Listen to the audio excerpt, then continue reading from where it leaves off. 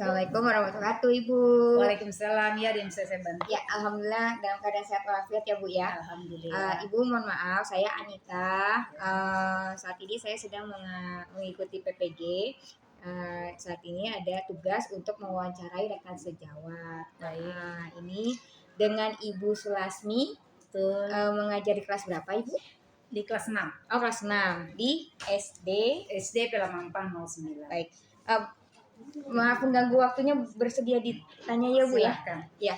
Menurut Ibu bagaimana sih tingkat dan minat baca peserta didik sekolah dasar khususnya di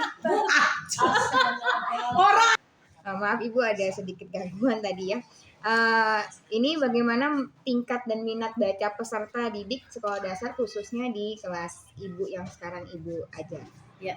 Minat baca siswa kelas 6 saat ini kalau saya amati itu sedikit berkurang atau turun dari permasalahannya ini pada saat kita melaksanakan kegiatan PJJ atau pada saat pandemi, sehingga saat ini mereka sedikit sekali minat untuk baca karena mereka terbiasa pada saat PJJ itu dengan bantuan orang tua mungkin ya, salah satunya itu. Jadi mereka kurang mandiri apa yang harus mereka kerjakan. Nah, saat ini pada saat sudah tatap muka langsung, itu cenderung anak sedikit sekali ingin tahu tentang cara bagaimana dia mendapatkan materi pelajaran dengan baik gitu loh. Nah, di sini memang saya latih setiap hari saat penugasan atau materi-materi pelajaran, saya biasakan anak membaca minimal 1 paragraf. Seperti itu. Oke, baik. Berarti tadi kan faktor untuk menurunnya minat baca itu dipengaruhi oleh dari PJJ kemarin itu ya Bu ya, karena pandemi. Oke, saat pandemi itu makanya mungkin itu faktor menurun minat baca yang sampai ini. Lalu tadi kan tips dan triknya tadi Ibu juga memberikan pembiasaan ya. Anak dibiasakan setiap pada saat pelajaran mereka saya tugaskan minimal secara bergiliran itu membaca 1 paragraf dengan tujuan setidaknya mereka membaca. Yang kedua mereka tahu tanda baca dan intonasi yang dikeluarkan pada saat membaca. Betul, ya. Berarti itu juga termasuk motivasi Ibu ya, Bu ya. Oke, baik. Selanjutnya Ibu, mohon maaf, apakah di kelas yang sekarang ini Ibu ajar adakah anak ABK atau anak berkebutuhan khusus? Alhamdulillah di kelas saya tidak ada ABK, tidak ada ya, jadi semuanya dapat melakukan kegiatan pembelajaran secara aktif. Baik. Alhamdulillah tidak ada, tapi ini ada beberapa pertanyaan yang mungkin berkaitan dengan anak ABK ya. Ibu sudah pernah mengikuti program atau pendidikan inklusi? Sudah pernah. Saya alhamdulillah pernah pada saat PJJ waktu itu mengikuti pelatihan tentang anak inklusi tersebut. Oke, berarti sudah ada ya gambarannya gitu. Jika misal ada di kelas Ibu itu ada anak yang ABK. Nah, apa langkah pertama yang diambil apabila Bapak Ibu mendapatkan anak yang berkebutuhan khusus? Ya. Biasanya ini pengalaman saya, sebelumnya saya pernah mengajar di kelas 5. Itu ada anak ABK. Satu di antara siswa saya itu ABK. Di sana saya berikan tersendiri motivasi dan cara pembelajarannya yang memang berbeda dengan anak-anak yang normal gitu ya. Normal ya. Artinya kita tidak katakan normal dan normal ya. Artinya anak yang memang sudah memiliki kemampuan sesuai dengan kategori siswa di kelas itu ya. Jadi saya memberikan tips tersendiri. Umpamanya memang kalau anak yang biasa saya berikan soal 10, dia saya batasi mungkin 5 soal. Karena biar bagaimanapun dia mengikuti pembelajaran harus bisa menyesuaikan gitu loh. Walaupun tidak dipaksakan dengan kategori yang sulit tingkatannya. Jadi di sini dia termotivasi juga walaupun soal itu jawabannya ditulis lagi soalnya, tidak diberikan jawaban. Itu biasanya seperti itu kalau anak ABK. Gitu. Yang pernah saya tangani ya. Berarti jenis apa ya anak berkebutuhan khusus itu yang Ibu pernah itu? Apakah slow learner kah atau Down syndrome? Kalau itu kayaknya dia mampu bersosialisasi, tapi dia tidak ada sedikit kemampuannya untuk memiliki pemahaman atau kemampuan pengetahuan gitu. Kayak macam slow learner gitu atau daya tangkapnya rendah gitu ya. Atau oke, baik. Selanjutnya nih Bu. Nah, bagaimana sih membangun hubungan baik nih Bu antara guru, orang tua dan murid dalam pendidikan anak. Karena kan seperti kita ketahui itu ya. Ketika kita mendidik anak itu harus ada hubungan baik antara kita, murid dan juga orang tua dan masyarakat. Nah, ini bagaimana nih Ibu membangun hubungan baik itu? Yang pertama mungkin saya akan membangun dulu dengan siswa ya. Saya biasa dengan anak-anak ini saya harus merebut hatinya dulu. Kalau hatinya sudah saya rebut, setidaknya saya sudah mampu menyelami apa yang menjadi keinginannya. Jadi saya memahami dulu karakter anak mau dibawa kemana. Oh, anak ini ternyata sikapnya, maunya atau kemampuannya seperti ini. Saya selami dulu. Setelah saya dapatkan itu hatinya, baru saya mengajak dia sesuai dengan alur dengan pembelajaran gitu ya.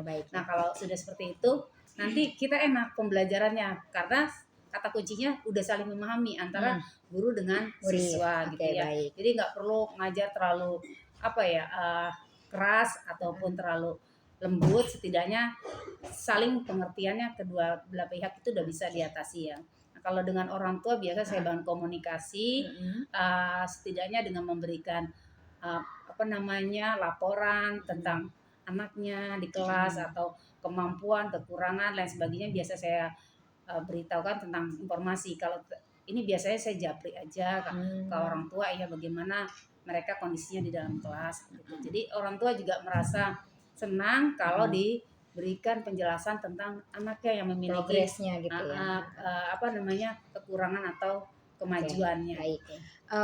Baik, terima kasih Bu. Lalu bagaimana nih kan tidak semua orang tua itu yang mungkin yang peduli, mungkin ada orang tua yang menyikapinya yang acuh atau mungkin tidak peduli dengan pendidik anak. Jadi istilahnya sudah diserahkan 100% lah oleh gurunya. Nah, itu bagaimana Bu menyikapi orang tua yang acuh dalam pendidikan putra-putrinya dalam pembelajaran di sekolah itu?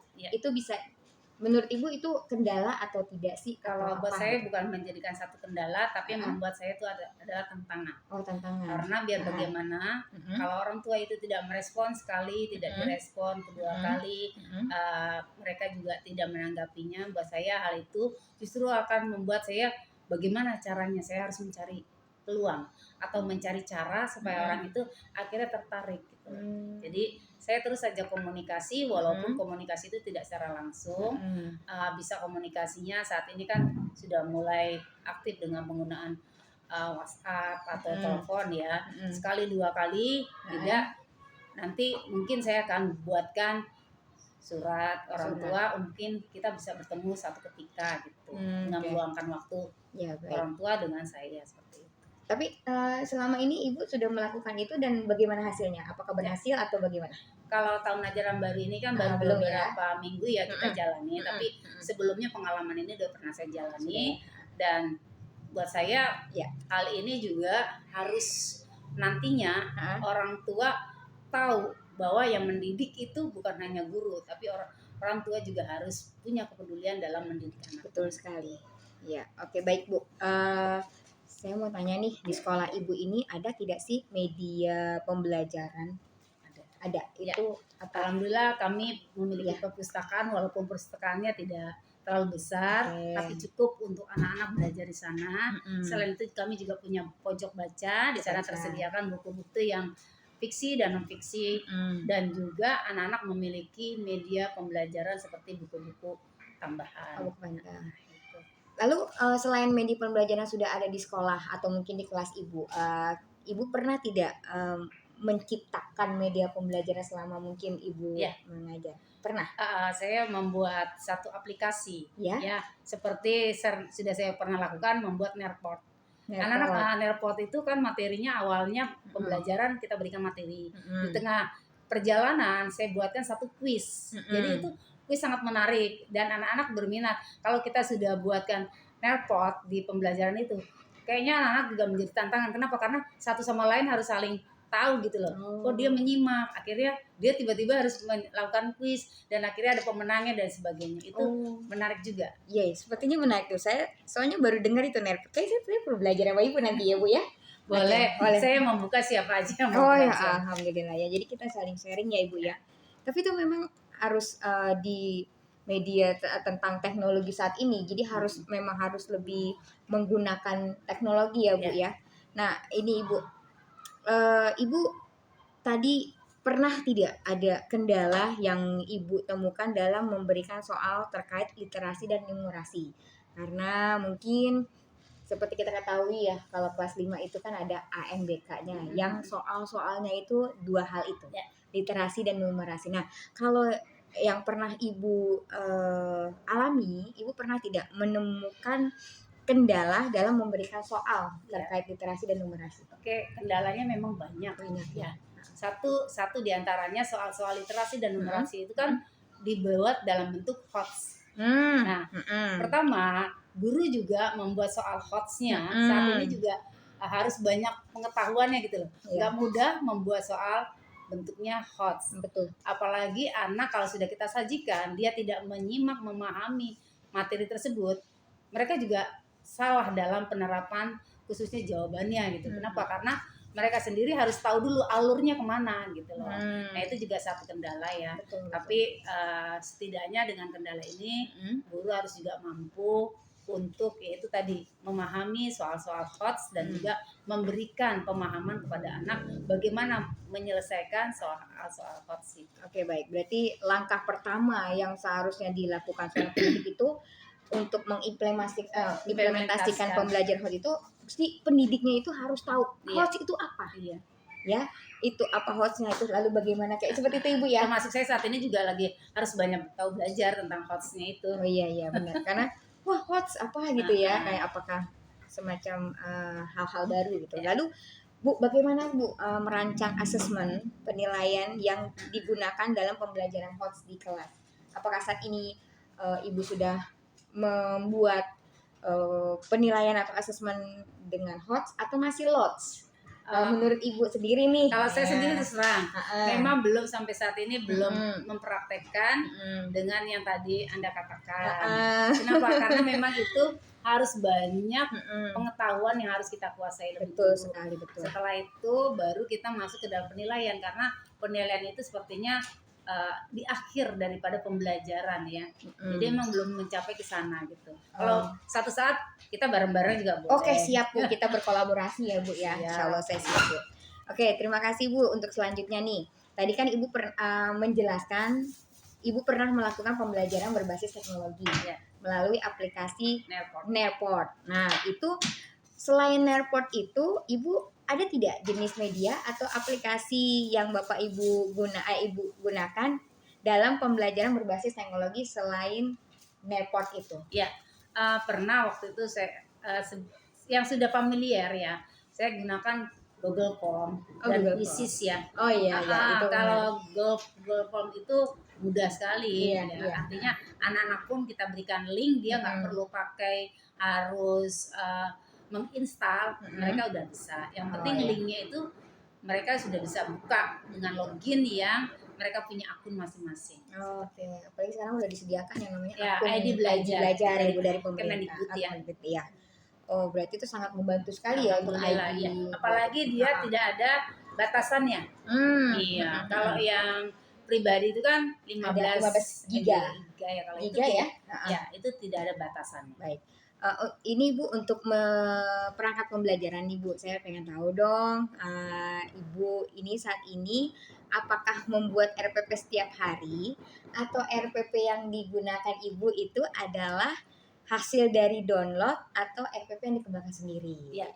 Jadi saya kolaborasi, terus terang memang saya hasil download, cuma saya sesuaikan dengan kondisi di sekolah dan juga kondisi pembelajaran yang akan saya sampaikan ke anak-anak. Jadi memang RPP saya buat sebelumnya, saya sudah buat dalam 1 semester, cuma penyajiannya, penggunaannya setiap hari. Oh ya. Oke baik, tadi kan Ibu bilang download ya, tapi menurut Ibu apakah pembelajaran di kelas itu sudah sesuai dengan RPP yang sudah Ibu download atau tidak? Nah kalau jika tidak sesuai itu apa ya alasannya? Kalau saya memang sejauh ini belum membuat sendiri RPP-nya ya, karena memang kita tuh terus terang guru SD banyak sekali administrasi yang harus diselesaikan benar. Bukan saja bahan ajar tapi administrasinya begitu banyak. Bukan berarti itu jadi satu masalah, tapi itu paling tidak waktu memang dibutuhkan sekali untuk masuk ke dalam perangkat pembelajaran gitu. Iya Jadi sih. kalau menurut saya kalau memang download itu memang bisa digunakan dan dipertanggungjawabkan, ya sejauh itu aja Tapi sih. Ibu pernah nggak mencoba untuk membuat sendiri gitu? Belum, Oh belum. belum. Oke. Mungkin karena memang saya belum belum punya kemampuan kali ya. Oh, udah merendah Ibu ya. Oke, selanjutnya Ibu.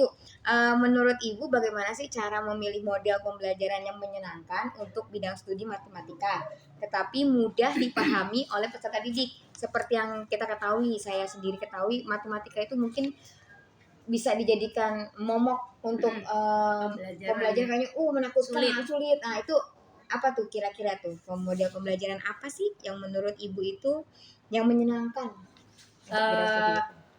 Kita bisa dalam problem solving gitu ya. Problem solving, ya. Jadi pemecahan satu masalah. Umpamanya sekarang ini kan matematika tidak harus langsung cara hitung, umpamanya 5 tambah 5, tapi bisa anak kita memberikan satu penalaran ya, dengan soal-soal cerita. Nah, dengan soal cerita ini kayaknya anak nantinya akan terbawa dalam kesehariannya. Jadi itu cara penyelesaiannya seperti mereka menyelesaikan dalam kehidupan sehari-hari. Oke, jadi dibuat motivasi Diajak lah. motivasi, ya. Lalu menurut Ibu itu bagaimana peranan teknologi atau inovatif dalam bidang pendidikan dan pembelajaran di SD? Itu peranan teknologi itu Kalau bagaimana? saat ini teknologi bukan lagi hal yang memang dibuat asing ya. Karena semua pembelajaran kita sekarang sudah menggunakan teknologi. Bukan saja pembelajaran sehari-hari, tapi itu sudah menjadi satu kebutuhan. Ya, kebutuhan walaupun tingkatannya SD ya. Kalau dikatakan kan anak SD sekarang belum pembelajaran. Sebenarnya kembali lagi itu kalau terbiasa digunakan oleh guru, pasti anak itu juga akan termotivasi dengan sendirinya. Mungkin dia di rumah punya alat teknologi yang dimiliki keluarganya, dia bisa coba-coba dan akhirnya dia termotivasi. Seperti khususnya sekarang yang ada di kelas 5 yang sedang melakukan rencana ANBK ya. Kalau kita lihat anak-anak itu kita bawa ke dalam lab komputer gitu ya, dia senang sekali gitu loh. Bahkan dia waktunya sudah selesai disuruh pulang atau disampaikan sudah selesai ya nak, mereka merasakan apa? Ya sebentar banget gitu ya, kok cepet banget gitu. Nah itu kan berarti ada rasa rangsangan yang begitu kuat. Anak pengen bisa dan ingin tahu tentang teknologi itu sendiri. Oke, nah ini Bu untuk cara pemilihan media yang tepat dan sesuai dengan kebutuhan peserta didik itu bagaimana sih? Cara pemilihan media yang tepat dan sesuai itu, apakah mungkin medianya harus sesuai dengan tema kah atau sesuai dengan apa gitu, menurut Ibu bagaimana? Ya kalau sekarang kan dibebaskan untuk kita boleh memilih media apa saja ya, asalkan konteksnya dalam masih pembelajaran. Jadi kalau menurut saya medianya, kalau saya ya secara pembelajaran itu masih menggunakan tema saat itu. Jadi kita menyediakan seperti media yang dibutuhkan. Ya. Mungkin satu contoh gitu ya. Mungkin contoh. Kalau di kelas ini, kelas 6 kan ada pembelajaran hewan dan tumbuhan ya. Nah ini anak-anak biasanya kalau kita bawa medianya secara langsung ya ke tempat tumbuh-tumbuhan gitu ya. Mereka juga senang gitu kalau ke dalam lingkungannya gitu. Berarti konkret ya Bu? Iya, secara nyata. Konkret ya, secara nyata. Lalu untuk peserta ini Bu LKPD. Nah, Ibu selama ini ketika mendidik atau mengajar memberikan tugas itu ada atau punya LKPD ya. Ibu jadi bikin sendiri atau bagaimana? Setiap pembelajaran berakhir, saya akan siapkan LKPD yang saya buat sendiri. Karena dengan kita buat sendiri, kita akan tahu seberapa tertangkapnya atau seberapa besarnya anak itu bisa menyerap pembelajaran yang kita berikan. Oke, baik. Nah, terus apakah LKPD itu sendiri termasuk ke dalam media pembelajaran atau bahan ajar itu? Kalau menurut saya bahan ajar ya. Bahan ajar ya? Oke, baik. Karena LKPD itu kan sesuaikan dengan materi pelajaran. Sedangkan materi pelajaran itu adalah bahan ajar. Betul. Nah, mungkin kalau orang lain yang punya persepsi berbeda, ya itu kan masing-masing punya persepsi atau keluasan dalam mendidik. Menurut Ibu LKPD itu harus dikembangkan tidak sih? Iya. Kenapa Bu? Kalau dikembangkan iya. Karena LKPD itu kan mengarah nanti kompetensi anak, pengetahuan yang ia dapatkan sampai sejauh mana yang dia bisa serap dari materi yang pelajari, khususnya kalau mungkin dia diskusi ya. LKPD-nya tuh biasanya kalau diskusi kan satu anak dengan anak lain punya persepsi yang berbeda. Nah ini pengembangannya di sini tergantung guru ini mau dibawa kemana nanti hasil dari diskusinya. Lalu apa indikator pengukur pemahaman siswa di kelas menurut Ibu? Indikatornya itu apa ya? Pengukurannya ya. Kalau misalkan siswa itu sudah paham atau itu indikatornya apa? Kalau di kelas Ibu? Ya seperti kembali lagi LKPD yang kita berikan, mereka dengan punya kemandirian bisa memberikan jawaban dengan sesuai gitu ya. Oh iya, sesuai dengan yang diminta gitu ya, sesuai pertanyaan. Ibu mau tanya dong, apakah Ibu sudah pernah mengikuti pelatihan asesmen berbasis hoax?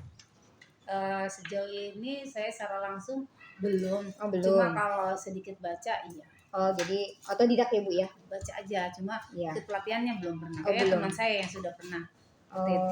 Oh iya, belum ada kesempatan ya Bu ya? Iya. Oke, siap.